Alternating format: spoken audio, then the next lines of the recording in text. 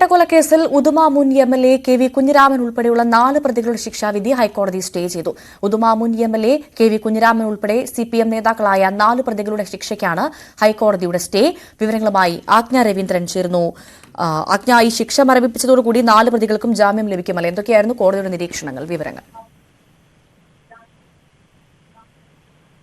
ഭവ്യ, 4 പേർക്കാണ്, അതായത് കാസർഗോഡ് ഉദുമ മുൻ എംഎൽഎ ആയിരുന്ന കെ വി കുഞ്ഞിരാമൻ ഉൾപ്പെടെയുള്ള 4 പ്രതികളുടെ ശിക്ഷയ്ക്കാണ് ഹൈക്കോടതി സ്റ്റേ ചെയ്തിരിക്കുന്നത്. അതായത് 5 വർഷം തടവാണ് സിബിഐ കോടതി ശിക്ഷ വിധിച്ചിരുന്നത്.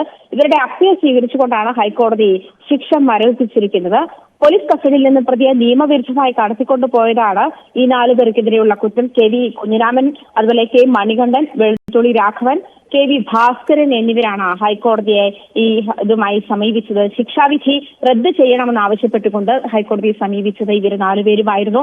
ശിക്ഷാവിധി റദ്ദ് ചെയ്തതെന്ന് കാട്ടി ചെയ്തതാണെന്ന് കാട്ടിയിട്ട് സിബിഐക്ക് ഹൈക്കോടതി നോട്ടീസ് അയച്ചിട്ടുണ്ട്. ഇതിന് മറുപടി ലഭിച്ച ശേഷമായിരിക്കും ഇനി ഹർജിയിൽ തുടർവാദമുണ്ടാവുക. എന്നാൽ അതേസമയം ശിക്ഷാവിധി കോടതി സ്റ്റേ ചെയ്തതോടെ കെ വി കുഞ്ഞിരാമൻ ഉൾപ്പെടെ 4 സിപിഎം നേതാക്കൾക്ക് ഇന്ന് തന്നെ ജയിൽ മോചിതരാകാമെന്നുള്ള ഒരു സാഹചര്യം കൂടിയുണ്ട്. അതേസമയം കേസിൽ ഇരട്ട ജീവപര്യന്തം ലഭിച്ചിരുന്ന ആളുകളുടെ 10 പേരാണ് ഇരട്ട ജീവപര്യന്തം ലഭിച്ചിരുന്നത്. അവരുടെ അപ്പീൽ ഹർജി കോടതിയുടെ മുൻപാകെ എത്തിയിട്ടും ഇല്ല എന്നുള്ള കാര്യം ശ്രദ്ധേയമാണ്. ശരി, ആജ്ഞ രവീന്ദ്രനാണ് വിവരങ്ങൾ നൽകിയത്. നന്ദി.